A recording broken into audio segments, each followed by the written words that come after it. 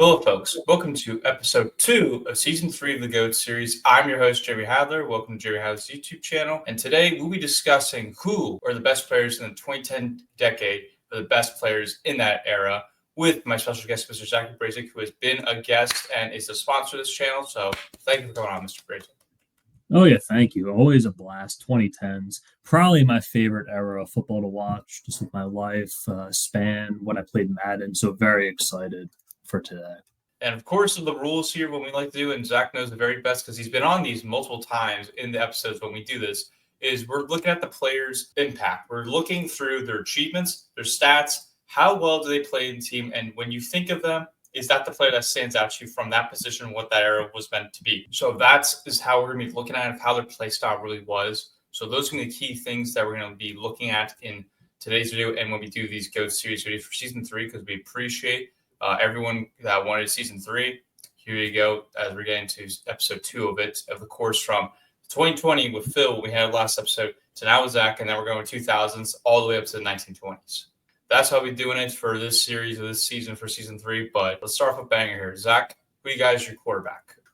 Yeah, starting off hot, but I don't think it's sadly too hard. I wish it was. I mean, I guess you can say maybe one or two other guys, but I got Tom Brady, the deflator himself. I didn't like Tom Brady, like most people. I kind of liked him on the Buccaneers, but in the 2010s was not a fan. But he won. That's why people didn't like him. Clutch, always on the sidelines, is thinking in his head, calm, cool. The field just dropped some dimes with Bill Belichick.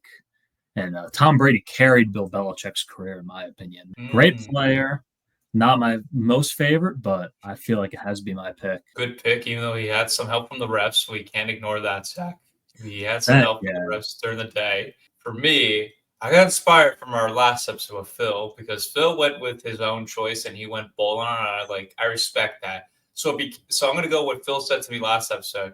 So because you took Tom Brady, there's no need for me to talk about him. So I'm going to take my guy Aaron Rodgers because he's another guy that needs another impactful player because the man won so many MVPs in that tenure, in that era, plus the Super Bowl, which, of course, Brady has more. He's the most talented quarterback of all time, in my opinion. But in that era, those stats of what he put up and everything he put in to carry a team so many years in a row for the Packers and just making a lasting impact in the NFL, especially with that 2010 era, because he's definitely one of the faces. And Brady, of course, is one of the faces. But I'd like to give a shout out to Mr. Rodgers here for that. Yeah, I mean, he was close for those 10 years. Lots of MVPs, and that was prime Rodgers time. So, all right, we're getting to running back here. I will go first to start out with, and then we'll go back to Zach to start off a different position. This guy, he probably might not be the best in this era, but he's a legend in our GOAT series, and he's a legend all time when we look at his stats, and that is Frank Gore. The big thing I got to give to Frank Gore when we talk about him is how long did he play, Zach? Because he played a long time, did he not? Oh, he played a very long time. I mean, he is like the third most rushing yards ever. He got that volume, that's for sure.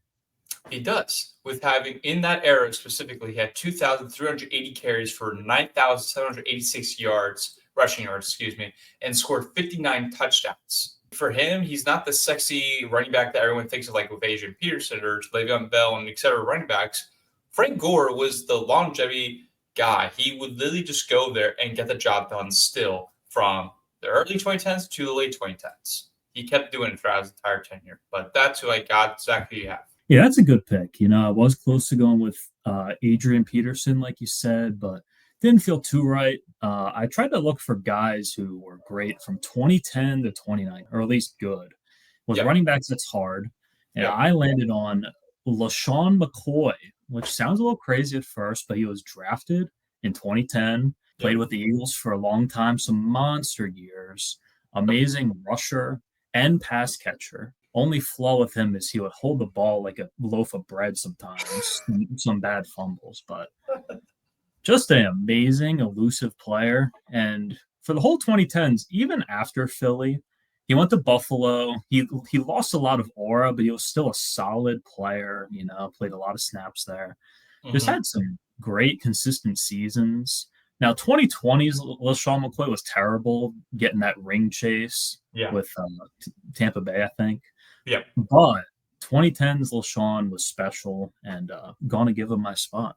No, that's a good pick. I always loved Shane McCoy. He was probably my favorite Eagle watching from that era. Even though I'm not an Eagles fan, he was just one of the guys I just loved watching his game all the time, especially when I got to go see his snow game. That's what he's most famous for. So, no, he's an outstanding player. I love him. Let's get to our wide receiver here. Zach, we're going to start a few with wide receivers. You're going to give us your 2 wide receivers, then I'll go my 2 wide receivers. So, who do you have as your 2 wide receivers? Sure. I feel like wide receiver, it's a tough position because I feel like this is the era where the pass catchers really started separating themselves from the running backs in terms of star power. So a lot of good options. My first choice, I'm going to go with Calvin Johnson. A little shorter career, so kind of goes against the LaShawn McCoy, but just so tall, so dominant in the red zone. There's that famous picture of him being like double teamed at the end zone, I think against the Saints. He could make those long catches too. Good hands, was the face of that franchise for as long as he played, which was a bad franchise, but still he really stuck out. The second choice for me was a little harder, and me and Jeremy actually discussed wide receivers last night, and I'm going to take his advice a little. I think he made a good point, and I'm going to give it to Julio Jones. Oh, okay. Just one word with Julio Jones is yards. He got a ton of yards. I think he has like the single game record. I think he still has that in a game. He didn't score a ton, but just got them big catches, some great moments, helped Atlanta make the Super Bowl, and also a pretty tall receiver. Good pair with Calvin Johnson. That's what I'm going to go with for my wide receivers. Nice. I also have Julio Jones for me. I mean, Zach just hit the nail on the coffin there about the yards, because when I think of Madden, or when I think as a kid and when I thought of like the yards, he was the most dominant guy of like receiving yards, and he would get that record with 1,000 receiving yards consecutive times was insane. Plus, he got all pros in most of those times with that. Whether it was first team or second team all pro, and he had 12,125 receiving yards in that era specifically. So I think that has to get accommodated there. Another receiver, I wish I got to put Jordy Nelson or Devontae Adams. I really wish, but they weren't the most dominant receivers. This one, if you go on X, you would know him, and that is Antonio Brown. Even though it's questionable off the field, like his character and everything about that, you can't deny what he did on the field. It was insane. From going to the Super Bowl his rookie season against my team, we won, of course. But what he did in that era with Big Ben, he had 841 catches for 11,263 yards, scored 80 touchdowns. He was a fantasy football gem if you need him back in the day. Also very good in Madden. So when I think of receivers back in that era, I instantly think of Antonio Brown because of what the impact he had. Had he not had those off-field issues and what he has now, he'd be remembered more and he'd be loved more too. You cannot deny what he did on the field. As a Browns fan, I knew that too well. But we digress and we move on to tight end. I will start with the tight end here. This is a no-brainer for me because I think of this guy, and he was on the Madden cover, and that is Rob Gronkowski. I love his game. I mean, I didn't like when he was with the Bucs because he was kind of being a little ring chaser, as Zach was mentioned with Shady McCoy, even though Gronk contributed a little bit more than what Shady did. Gronk, I think of the tight end in our era, Zach, because you see the amount of times he fought through injury and he played through it and scored so many times with Brady, because that was one of the best quarterback tight end duos of all time. It's insane to me of how much success he had despite getting hurt so much, and kept scoring when you needed to get the first down right away on a crucial down play. He'd be the guy to get it. So I have to give it to him. My favorite memory of Gronk, Zach will love it too, is the Miami Miracle, where he does not know how to make a tackle at all. So not good for defense. For offense, he was good. Yeah, that's a great pick. For tight end, of course, Gronk is the first person that came to my mind, but I like having some bold picks. So I went a little bold here because when I win the Super Bowl, I don't want my Lombardi trophy to get dented. So I can't have Gronk because Gronk will dent the trophy. So instead, I looked at, like with LaShawn McCoy, I looked at who was great for all 10 years. And I'm going with Jimmy Graham. Wow. Sounds a little weird at first, but when he was a Saint from 2010 to like 2016 or so, I mean, put up incredible numbers. Top tight end in fantasy for a few years. He was actually the first player I ever picked in fantasy when I was like 8 years old. He was my first round pick. I had like the 11th pick or something. So have good memories with him. with Drew Brees. But the thing with Jimmy Graham, people don't realize is he was also good after the Saints. I mean, not as good, that's for sure, but made 2 Pro Bowls with Seattle, caught 10 touchdown passes in the year, played with Green Bay. I don't know how long. It was not long, but he did. So I just respect his consistency and his underratedness with the era. I mean, Gronk was better, but going to give the shout out for the consistent decade he had. No, that's a good pick. He didn't do that well with us. He could have been like he had like early moments when he was playing with us. He had some good touchdowns, being like a red zone threat. Like he was good with Seattle and with New Orleans. I would have loved him to be more consistent with the Packers and be a little bit more red zone guy. But no, I love the pick, Zach. I love the pick. All right, let's get with our offensive line, Zach. I think you're the person, when I think of offensive line, you're the first person that comes to my mind. You're the guru on this channel about offensive line. So you start first. You can go left tackle, left guard, center, right guard, right tackle. Give your whole list, and then I'll go with mine. Left tackle, I got Joe Thomas. I don't think it's a homer call. He's a GOAT. Left guard, I got Marshall Yanda, left guard. Center, I'll talk about this. I went with Alex Mack, very underrated name. That's a good pick. Right guard, I'm going with Zach Martin, who I talked about before, I know. And right tackle, I'm going Lane Johnson. So a lot of people I've talked about before. I mean, with Joe Thomas and Lane Johnson, I think just the pass blocking for them is incredible. Lane Johnson is probably even better now than he was then, but I still think for a true right tackle, he is way up there. Alex Mack is a guy I want to highlight a little because the first couple guys I thought were like Jason Kelsey and like Marquise Pouncey, a couple guys, but Alex Mack actually started with Cleveland for like 5 years and was amazing. Him and Joe Thomas were the face of our team. Then he went to the Falcons and he was just as good, if not even a little bit better. Just amazing run blocker, never really messed up. The kind of guy you want in the middle of your line, snapping the ball. Just a very underrated. His 2010s decade was just like flawless, except 1 year he had a very bad injury with the Browns. But besides that, just perfect center for 10 years. And the guards, Marshall Yanda, Zach Martin. If you played Madden Mobile or something, you wanted those to be your guards. Great pullers, great run blockers, big men who were legends for their team for a good stretch of time. Agree with both of your list there. Joe Thomas, I had, of course, there. Did have Yanda, but I put him more as a right guard because he did switch now and then. So I put him more as a right guard. So for my left guard, I put Jari Evans because I think Jari Evans he's very underrated in my opinion because he doesn't get the credit by being one of the core pieces of that Saints offense with Drew Brees, Michael Thomas. Even before then, when they had like Kamara, they had Mark Ingram. He was one of the main pieces of that offense and set numerous NFL records and protected Drew Brees, rarely gave up sacks, very good in the pass protection, also a good run blocker too. Center, I'm going to go with Marquise Pouncey. He's the first guy. Now, I like your Alex Mack pick, but Pouncey was the first guy that comes to my mind when I think of centers because the amount of times he dominated with that Steelers offensive line. Now, credit, the Steelers offense, what we know the past couple of years and what it's been forever, it's not been great. But when you had Pouncey, you had Bell, you had Brown, you had Big Ben. Pouncey was definitely a big piece by helping Le'Veon Bell have great seasons. He was great with his feet. He was very physical, and he had great hand placement, all the technique stuff that you just want to see in offense line, and to straight up dominate against those nose tackles just to push them out and give Big Ben time to throw. So he was definitely a piece that I got to give appreciation for. So he's my center. And then my right tackle, I'm going to keep in the NFC East. It's not Lane Johnson, but it's Tyron Smith. Tyron Smith gets underappreciated a bit. What stands out to me is his elite athleticism, his hand placement, his footwork, and just able to mirror the defenders and push them off and just get them out of the way. Because let's not forget, Zach, he had amazing running backs of helping out. He had DeMarco Murray, which not a lot of people talk about, but he was pretty good back in the day before he went to the Eagles and went to the Titans. You had Ezekiel Elliott.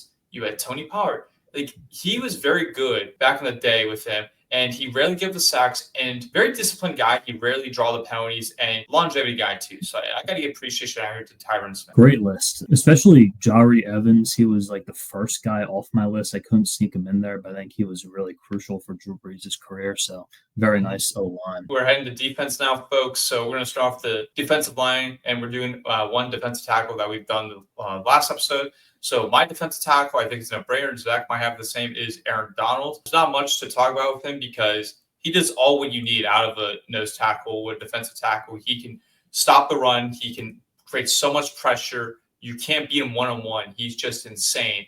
especially when you watch now. Of course, it was in the 2021 season in that Super Bowl when he was very dominant against that Bengals offensive line, Joe Burrow. But in the 2010 era, he was very dominant and giving you like just what stands out to me is his power move, able to do like the bull rush and able to rip it, mismatch, and be a disruptor by just swimming it out and boom, creating so much pressure. What stands out to me, and you see this guy work in the gym, it's insane of what he does with his workout routine. He's just another animal, another beast, just amazing player. So I got to give appreciation to him.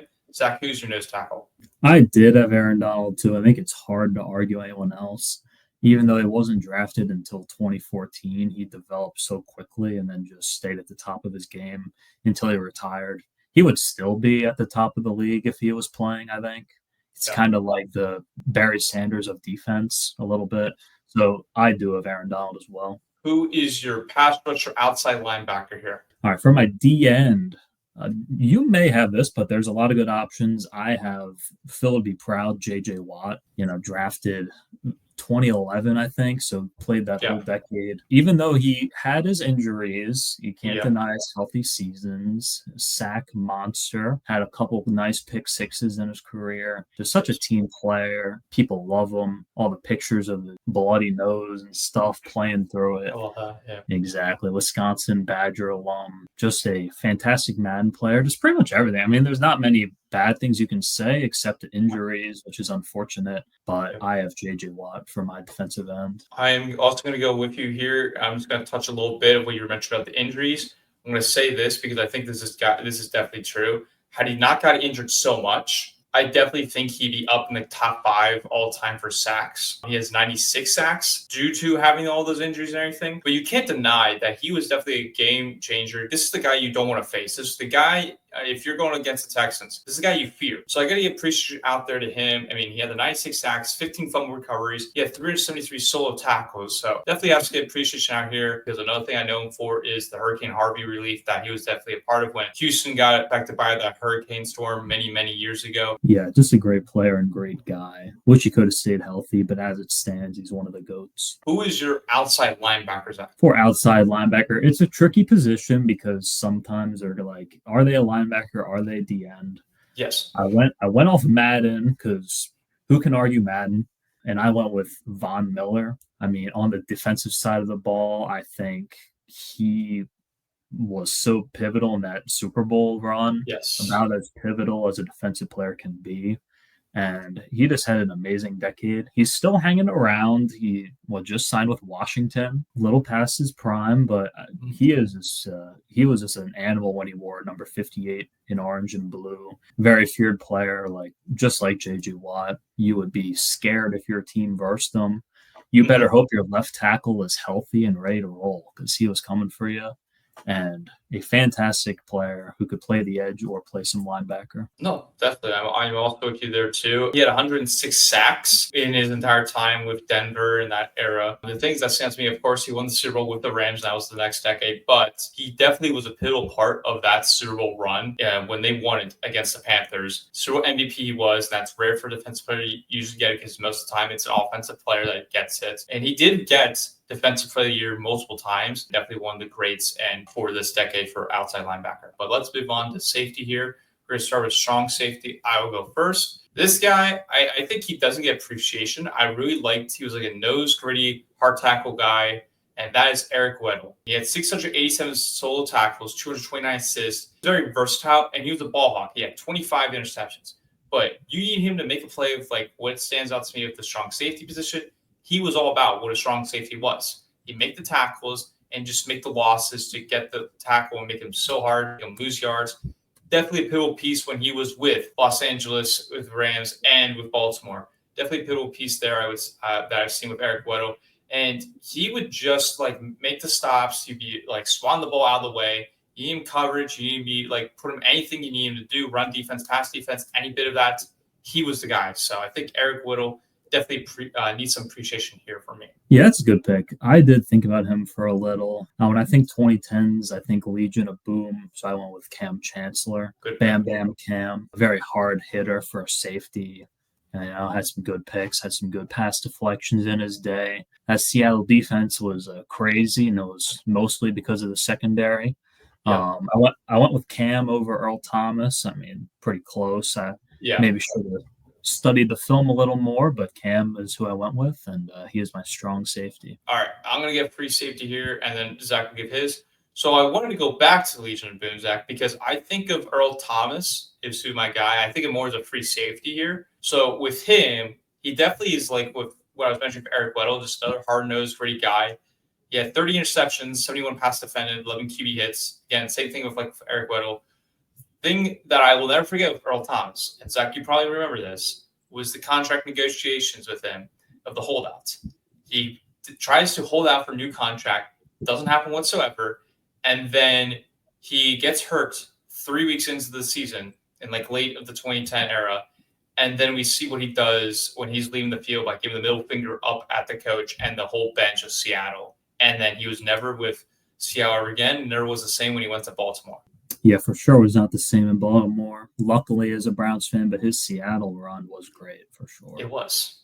I really respect people playing with one team. I'm sure Jeremy knows that. So for this, probably not his favorite player in the world, that's for sure. Geez. But I went with Harrison Smith, Minnesota Viking. I think besides Justin Jefferson, I think he's the first Viking I think of with my lifetime, just because of how long he's been there. Yep. And he had a very long streak of Pro Bowl, all-pro years in like the mid to late 2010s.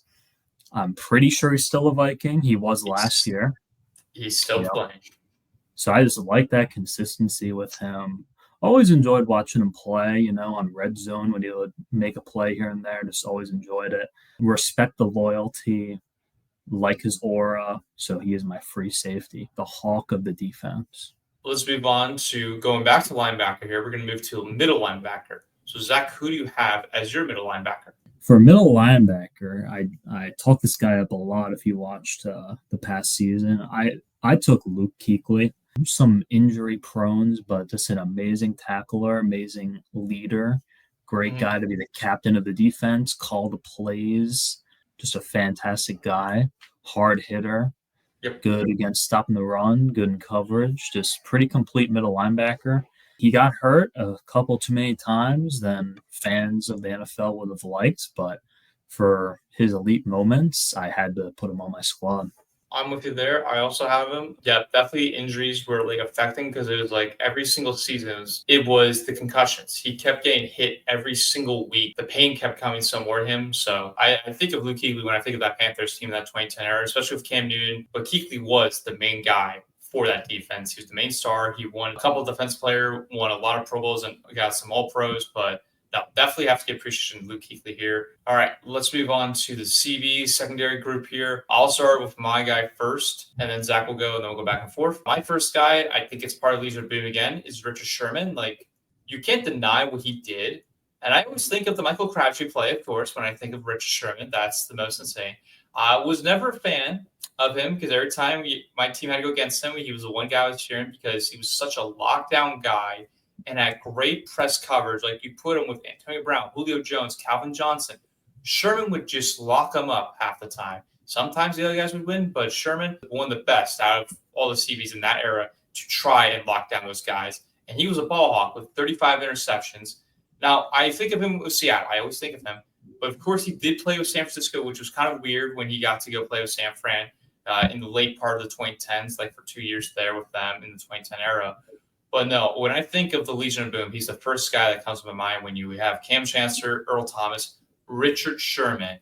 And I always think of, I'm always happy when he cries in that Super Bowl when Russell decides to throw an interception to Malcolm Butler. But no, that was one of the best defenses, probably one of the best defenses in NFL history, Zach. Yeah, for sure. Yeah, the Legion of Boom was special. He was my first cornerback somewhat easily. To me, he's the face of the Legion of Boom. I think part of that, too, is because he was on a Madden cover. I mean, that's big time. Yep. I did not play that Madden. That's one of the only Maddens I never played, but still very iconic and just, ball hawk, just like Earl Thomas, Cam Chancellor. They just worked in unity so well. My second guy, I'm going to go Darrelle Revis, one of the best in his time frame. When he was with the Jets, when he played for the Patriots, he went to go chase a ring, and he was still good with the Patriots. He wasn't as bad as we were mentioning with Shane McCoy earlier. But Darrelle Revis, ball hawk, lockdown guy. I mean, again, he was more a press coverage guy than I would say of Sherman, of trying to lock down Calvin Johnson, for example, or any best receiver you could think of, the big, tall guys. He still somehow stopped them every single time. So that guy just gave appreciation to me. He was just a lockdown CB that everybody looked up to. First, second cornerback. This was really hard for me. Richard Sherman was easy. And then besides that, there were like a lot of really close guys. For me, I just went with like consistency and just who I remember most. He also has a nickname, not as cool, but I went with Patrick Peterson. Correct. Very consistent cornerback. Definitely could lock down some number one wide receivers. He was a little not in the spotlight because Arizona, besides a year or two, wasn't too high quality of a team, but he was a very consistent player. Great feet, read routes well. Always had that super high cards in Madden Mobile. And I gave him the spot. It was a really tough spot. Revis Island is also a fantastic pick. He was probably my third corner. So, all right, let's move to special teams now because that is our favorite position. We always like to do with me and Zach here on this channel, and when we do the good series, kicker. I will let you take it since you are the kicker of telling us of how to kick a football, and you're the kicker guru. Thank you. Oh, yeah. That was a great video a year or so ago. But for kicker, it's the time to shine. There's that guy who has the allegations, He's also like one of my least favorite players ever. So I'm going to ignore him like Jeremy did with Brady. Go with a very underrated kicker of the era. It's not Vinatieri. To me, he's more a 2000s guy. I'm going with Matt Bryant, Atlanta Falcons kicker. Very good fantasy guy back then, was a solid waiver wire kicker ad. But what most people don't realize with Matt Bryant is he got a lot better with age. In the 2010s, he was like 30 to 40 years old from start to finish. In the 2000s, he was a journeyman. He was with Colts, Bucks, Dolphins, another team. He was just barely getting by. But then when he got to Atlanta, he got that nice dome setting. He locked in, led the league in field goal percentage twice. Once with 93.1%, which is really rare. I don't think anyone got that this year. So just a fantastic player. He was in a dome, which I always kind of hate on dome kickers a little, but like the numbers for the whole era really are consistent and very underrated. And he did not even have a good long snapper. Imagine if he had Patrick Manley. Could have been insane. Had to throw a long snapper reference in. But yeah, Matt Bryant, very underrated decade. And I miss you, Matt. Brandon Aubrey will take your torch and live on with your life. Maybe he will, Zach. For me, I'm going to go with that guy who's allegations because I think you can't deny, like I mentioned with Antonio Brown, you can't deny what he did, especially in our era. Like, he was a nobody when he first got drafted. Like, I don't even think he got drafted, or maybe he was a late pick, if I'm correct. He won the Super Bowl with the Ravens. Like, that's when he finally earned his starting job. He's one of the most accurate kickers, if not the most accurate kicker in NFL history, with having 265 for 292 on field goals he was, and 298 for 301 extra points. That were 1,093 points. He's the guy that could deliver from the 60 yards out, 50 yards out, 40 yards, 30, 20, 10, you name it. He could deliver every single time. Now, what annoys me about with Justin Tucker, not him specifically, was his head coach. They didn't use Tucker right because they didn't see how great he was when they kept going on fourth downs, and that kept getting out of hand, and they kept messing up. And Tucker, easily gets you the 3 points. He's guaranteed almost every single time with that. So, no, I think Tucker has to get appreciation here, and he was definitely my Madden guy. If I needed to get a kicker, he was the guy for Madden that I needed to get. It is a good pick, sadly. He did put up those numbers. So, no, he definitely did. Zach, we move on to punter now, which is another position you like doing a lot. So, who do you have as your punter, Mr. Punter Guru? Oh, yeah. Probably even slightly more than kickers. Punter, it's tough. I almost went with Shane Leckler. But I think for the true 2010s, those 10 years, I'm going with Andy Lee. Ooh. His first appearance, I'm pretty sure, on GOAT Series. Very, very underrated. He is third all-time in total punt yards. He had a long, very great career. He played for the Browns for one season. It was a great season. 2014, I think. But he was mostly like a Niner, a Cardinal, just super consistent, had a huge leg. If you were at your own 20-yard line, he's one of my best choices to pin them back, even with all those yards. He had a boot. He could use it very well. He led the league in punt average like 2 or 3 times in the decade, once with a 51 average net, which is wow. probably happened a couple times ever. And very underrated player. I liked him in Madden, especially that one year he was a Brown. Oh, used him all the time when I had the punt. And put some respect on Andy Lee's name. I respect that pick, Zach. I didn't go with him, unfortunately. I went with the guy that I always think of when it's the punter era in that specific 2010 era is Johnny Hekker. Johnny Hekker, he had the long ball. Like, you need him punt down all the way down the field, whether you're at the 10-yard line of your own, 25-yard your own. He could boot that. He was able to boot it down the field, and he had a lot of inside the 20-yard lines. And he does hold the Super Bowl record, I'm pretty sure, for longest punt in Super Bowl, if I'm correct. And he could have, theoretically, Zach, he could have won Super Bowl MVP. He had the Patriots not won, but it's rare for a punter to win. We know that Ray Guy, I believe it was, that won Super Bowl MVP or won MVP once. But Johnny Hekker, I think he has to get appreciation here, and that's my guy. I got to give it to him. 40 yards per punt, that's very hard to do. And he was also very consistent, and he's still punting to this day now, Carolina. Yeah, that's a great pick. Yeah. I mean, besides Ray Guy, he's probably the best Super Bowl punter ever. That was a fantastic game. He should have won MVP. I remember the day after Super Bowl in class, I was telling that to everyone. He should have done it. But sadly, Goff came up short, but that is a great pick for sure. All right, let's get to our last pick here, ladies and gentlemen, which we also like to do is returner, and that's combining both kickoff and punt returner. Now, Zach, I leave the floor to you because you're the guest. Who do you want returning the ball for you? Sure. For my returner, it is not a position I like crazy passionate about. Like kicker and punter, I am, but for returner, I went with Cordero Patterson. My favorite memories of Cordero Patterson are actually from the 2020s when he was a running back for the Falcons. I think he was super fun to watch. But before that, on the Vikings, Raiders, Patriots, I remember him so much as this amazing kickoff returner, like kind of like Devin Hester, where even if he caught it at the very back of the end zone, he was running out, he was dangerous. So just really respect him. Josh Cribbs was a little too much 2000s to put him on my list, so I'm going with Patterson. I'm pretty sure he still plays, not much, but give him my respect. I'm with you there. I also have Cordell Patterson. He averaged, to give you statistics, folks, he averaged 29.9. That was more than what the kickoff touchback was, because back in the day, it was the 25-yard line. Now, with it being like what it is today, Cordell Patterson outdid that. He outdid that, and he got 7 returning touchdowns. And I always think of his Minnesota Viking days because he was a wide receiver, then he turned returner, and then he turned to a running back. But he was very athletic and he was a very speedy guy.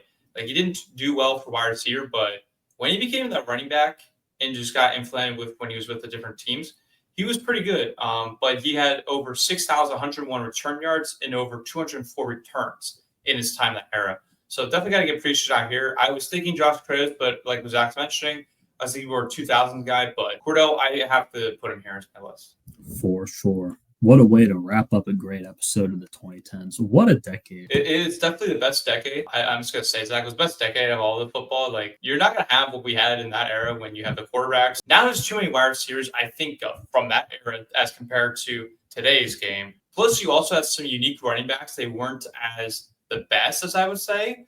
But there were some unique ones that had pretty good seasons, and some almost broke the records. That is definitely an era that I will never forget, and was definitely one of the most fun eras for both of us. As we can say here on this channel, it's definitely the most fun era for us. For sure. And it was nice to go down memory lane, and hope you all agree with our picks. But let us know down below if we got anything wrong. Let us know. I'm definitely going to get the hate on the Rodgers, but hey, I don't care. I'm going to stand by my take. Zach already mentioned Brady. I'm going to mention Rodgers because you have to mention him in this era at least. So that'll do it here for episode 2 of season 3 of the Goat Series. We're now moving back one more decade to the 2000s, right as we were born. So we did not really watch football as we compared to this era, but we're going to do our best on that with our guests coming on soon. But again, appreciate it here, folks. And as always, go Pack Go. But again, Zach, thank you for coming on. We appreciate it. Thank you. Let's go Browns.